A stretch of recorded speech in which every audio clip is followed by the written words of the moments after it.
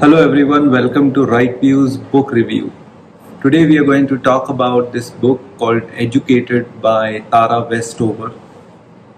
It's a memoir, it's a life story, and it's a fantastic book. It was recommended by Bill Gates in his 2018 reading list. I got to it very recently, but it's a fascinating read even today. It's not, Tara was or is a Mormon. She no longer identifies as such, but she was brought up in a family which believed in, where her father believed in end of the world, and on the Y2K he thought the world will end and there will be planes dropping from the sky, and he had substantial amount of resources to survive this. He had also a persecution complex of sorts, where he believed that the FBI or the government, federal government, might come after him. In this situation, Tara was born the youngest of the 7 children they had, and she was never sent to school. In fact, she did not even have her birth certificate till she was 9. And she wonders in one of the things, in one of the pages or in the interviews I've heard, that it was whether as if she ever existed. If you don't have a birth certificate, you don't have any document to prove that you are alive. And that's where it started. And she worked, her father had a junkyard, and she worked on the junkyard, and they had an aversion to modern medicine, as well as anything that relies on the state or the the federal government. So in fact, she was treated, and all her siblings were treated at home for even some very serious injuries. And her mother, thankfully she was very talented, and she picked up this herbology, treatment methodology, and she was also a midwife. And Tara, at the age of 8, 9, 10, used to help her mother with that, and she had never been to school. She was running around the mountain and living her life and doing chores and working on the junkyard, getting injured. And this is the story of how she charted her course back from that standpoint. That is the start, to today, where she is a postgraduate in history from Cambridge University in England. And it's a fascinating journey.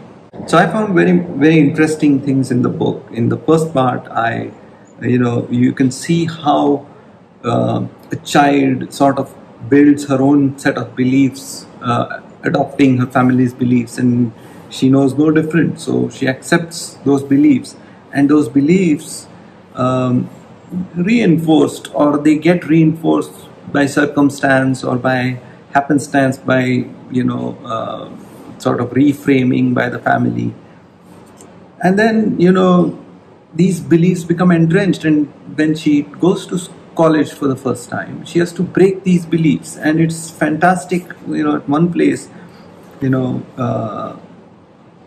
she says, and I'm just reading out from here: "On realizing this, I might have resented my upbringing, but I didn't. My loyalty to my father had increased in proportion to the miles between us. On the mountain, I could rebel, but here, in this loud, bright place surrounded by Gentiles disguised as saints, I clung to every truth, every doctrine he had given me. Doctors were sons of perdition. Homeschooling was a commandment from the law." And this is what happens for any person who is challenging the belief system that he has so held, or she has held so dearly in his mind. And then there is also a reality which she tries to confront using these beliefs, and she's unable to confront. And the one thing that strikes me here is the abuse. And her brother other brother is actually quite violent, and he beats her up in many places in many places in the book. And in one such instance, she, after receiving that, she sort of tries to normalize it, because her belief system tell her that he is right and she is wrong. And she tries to normalize it, but she's unable to do it. So what happens is that she starts keeping a journal, and in the journal she writes her experience. And then he comes to her room and tries to reframe that in a way which puts her as a culprit rather than him. And she writes that also, but she's unable to process which is the reality, and she's unable to believe what she felt was true or what he's explaining was true. And that is the critical the point where she's questioning her. I mean, to me it is critical point. I don't know if it did happen to her, but then and then so much believes that she one of her she takes help from a bishop, and the bishop sort of gives her state aid, or fills out the forms and helps her get state aid, and the state aid comes as $4,000, whereas she needs only $1,400, and she's unable to accept that state can help you, and that itself is a learning for her. And then there is another part in the book where when she's exploring this, and she just tells she meets Professor Carey in her first college, and she tells him that I really haven't been schooled and I don't know of anything. This is one of her conundrums that she explains in the book. I have been wondering whether something was wrong with me since the beginning of the semester when I attended my first lecture on world affairs. I had been wondering how I could be a woman and yet be drawn to unwomanly things. And she is not understanding her aspirations, which are framed as duties of a woman, beliefs which were framed as duties of a woman, and her aspirations which do not fit these beliefs. And the professor, he says that he inquires as to what happened. So then he says that I think you should stretch yourself and see what happens. So she asks, what is stretch yourself? How? So basically what he means is that, so he says, first find out what you're capable of and then decide who you are. And it was, that's superb advice. And it couldn't have come at the right point.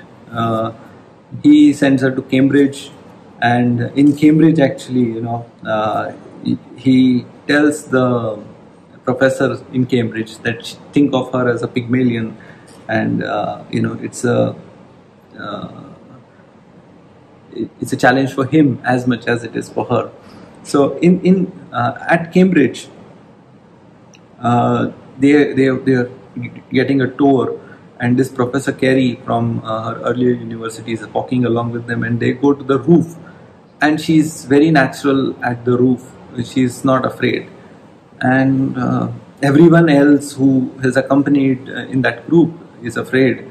And Professor Carey notes, and it's a wonderful way he has said, and let me just read it out. Everyone has undergone a change, he said. The other students were relaxed until they came to this height. Now they are uncomfortable on the edge. You seem to have made the opposite journey. This is the first time I have seen you at home in yourself.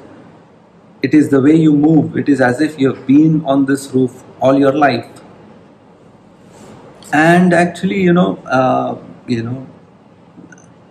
she says that I can stand in this wind because I'm not trying to stand in it. The wind is just wind. You could withstand this gust on the ground, so you can withstand them in the air. There's no difference except the difference you make in your head. And that's exactly, I think this is more when Dr. Westover is sort of contemplating her experiences while writing the book. I think, but it is one of the most, these kinds of experiences, they change you subtly. And then, she was reading all the books, and she said, "Okay, in the past, I read the books to learn what to think, not how to think for myself. Books that were not of God were banished. They were a danger, powerful and irresistible in their cunning." So that's another thing. And then,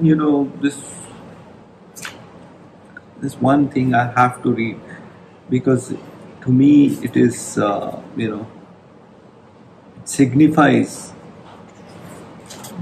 what. So she becomes educated, and there is a dispute with her family because the family doesn't accept her. And in fact, her writing of the book is, of course, created more rifts. She then tries to understand how to, make peace with all this. And that peace did not come easily. I spent 2 years enumerating my father's flaws, constantly updating the tally as if reciting every resentment, every real and imagined act of cruelty, of neglect would justify my decision to cut him from my life. Once justified, I thought the strangling guilt would release me and I would catch my breath. But vindication has no power over guilt. No amount of anger or rage directed at others can subdue it, because guilt is never about them. Guilt is the fear of one's own wretchedness. It has nothing to do with other people. So it is a fascinating thing, and fascinating book, and fascinating life, And in fact, once she reached Cambridge and she was doing her PhD, she actually had this clash of this belief. So what she had done, what you realize is that what she had done was actually suppress or kept these two beliefs, her old belief system and her reformed view of the world were separate. And someday she had to reconcile with them, and that's what happened when she was doing her PhD. And it was a very, very difficult, mentally very challenging phase to deal and reconcile with both of these, and there you need a lot of help. And if you one of the other books that we will be talking about is Unveiled by Yasmin Mohammed, who has a similar experience, but this is only a part of her experience. Her experience is worse in other, it's an order of magnitude different. But here you can understand the psychological, barriers of indoctrination of belief system, how you can overcome that. It's a fantastic book. I think you should all read it once, and do follow Dr. Tara Westover on Twitter. Also watch her clips and videos online. Her interview with Bill Gates is quite a short interview, but there are longer versions available, and you can also listen to her interview with Oprah and other channels also. She was a very popular guest during her book tours, and she's a very good singer. So I'll try to find that clip where she's singing a choir or Christmas hymn or something. But of course, she's got a very nice voice. So do follow her on Twitter and keep track of what she's up to, and do read this book, Educated by Tara Westover. Thank you for joining us.